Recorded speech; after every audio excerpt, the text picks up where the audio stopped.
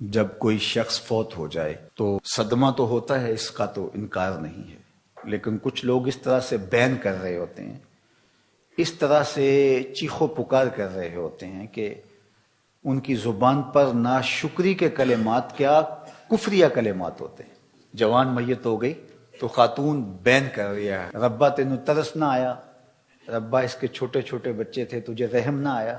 تو کیا خدا بے رحم ہے؟ آقا کریم علیہ السلام نے ارشاد فرمایا، ذرا سنیے، لیس منا من لطم الخدود وشق الجیوب ودعا بدعوی الجاہلیہ، یا لیس منا من ضرب الخدود وشق الجیوب ودعا بدعوی الجاہلیہ، مختلف کلمات سے یہ حدیث ہے۔ جس نے منہ پر تماچے مارے، گریبان پھاڑا اور جاہلوں جیسی باتیں کی، فرمایا ہمارے ساتھ اس کا کوئی تعلق نہیں ہے۔ صدمہ تو ہوتا ہے، لیکن صدمے میں یوں بے قابو ہو جانا کہ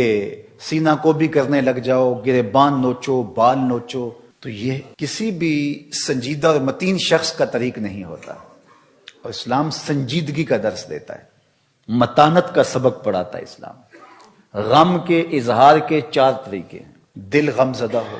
آنکھیں اشک بہائیں، زبان سے کچھ کہا جائے اور ہاتھوں سے سر پیٹا جائے، چہرے پہ تماچے مارے جائیں، گریبان نوچا جائے، سینہ کو بھی کی جائے۔ دل کا غم، آنکھوں کا غم، یہ رحمان کی طرف سے ہے، زبان کا غم اور ہاتھوں کا غم یہ شیطان کی طرف سے ہے۔ تو دل غم زدہ ہو، آنکھیں اشک بہائیں، شریعت منع نہیں کرتی۔ حضور علیہ السلام کے فرزند حضرت ابراہیم کا جب انتقال ہوا تو آپ کو جب بتایا گیا تو تشریف لائے اور بیٹے کے سرہانے پہ کھڑے ہوئے، وَأَيْنَ رَسُولِ اللَّهِ تَذْرِفَانِ صلی اللہ علیہ وآلہ وسلم، حضور کی مبارک آنکھوں سے مسلسل آنسو بہ رہے تھے، اور آقا کریم علیہ السلام نے ارشاد فرمایا، ابراہیم دل غم زدہ ہے، آنکھیں رو رہی ہیں، لیکن زبان سے وہی کہوں گا جس سے میرا رب راضی ہوگا۔ تو دل کا غم، آنکھوں کا غم یہ رحمان کی طرف سے ہے، زبان سے واویلا، شور و غل، اور ہاتھوں سے کام لینا اور تماچے مارنا، گریبان نوچنا، بال نوچنا، یہ شیطان کی طرف سے۔ حضرت ابو موسیٰ رضی اللہ تعالی عنہ جب بیمار ہوئے تو آخری لمحات تھے ان کے، تو ان کی زوجہ محترمہ ان کو سنبھالے ہوئے تھی، حتیٰ کہ حضرت ابو موسیٰ کا سر ان کی بیوی کی آغوش میں تھا، گود میں تھا۔ تو جب شوہر ہاتھوں سے نکلتا جا رہا تھا اور نبض کمزور پڑنے لگی، تو حضرت ابو موسیٰ کی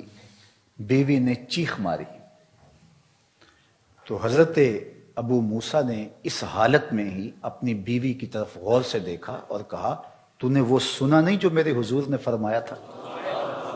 تو وہ فوراً خاموش ہو گئی اور بالکل ان کی وہ کیفیت جو تھی وہ سنبھل گئی۔ تو ہمارے دین نے ہمیں تلقین کی کہ جب صدمہ آئے، جب تکلیف آئے، جب اذیت پہنچے تو متانت کے ساتھ اس وقت بھی رہا جائے۔ دل غم زدہ ہو، اس پہ اختیار نہیں ہے، آنکھیں اشک بہائیں، اس پہ اختیار نہیں ہے، لیکن زبان واویلا کرے اور کلمات کفریہ اور ناشکری کے کلمات زبان سے سرزد ہوں، اپنے بال نوچیں، سر کے بال کٹوا دیں، جس طرح کہ زمانہ جاہلیت میں کیا جاتا تھا، گریبان پھاڑ دیا جائے اور تماچے مارے جائیں، سینہ کوٹا جائے، تو یہ ہمارا دین ہمیں اس سے منع کرتا ہے، اس سے روکتا ہے، اور ایسا کرنے والوں کے لیے اتنی سخت وعید فرمائی کہ وہ ہمارے سے ہے ہی نہیں، اس کا ہمارے سے تعلق ہی نہیں ہے۔ ظفر اسے آدمی نہ جانیے، چاہے جتنا بھی ہو صاحب فہم و ذکا، جسے عیش میں یاد خدا نہ رہی، جسے تیش میں خوف خدا نہ رہا۔ خوشی کا موقع ہو تو پھول نہ جائے کہ شریعت کا اس وقت بھی پاس نہ رہے۔ بیٹے کی شادی ہے، عقیقہ ہے، ولیمہ ہے، کوئی عہدہ منصب مل گیا ہے، الیکشن جیت گیا ہے، تو شریعت کا پاس ہی نہیں ہے، جو کچھ ہو رہا ہے، جی بیٹا خوشی کا موقع ہے، مسرتوں کا ہجوم ہے، جو مرضی کرے، اور دوسری جانب غم آئے تو زبان سے ناشکری کے کلمات۔ تو سنجیدگی، متانت اور درمیانہ راستہ ہمارے دین نے ہمیں بتایا ہے۔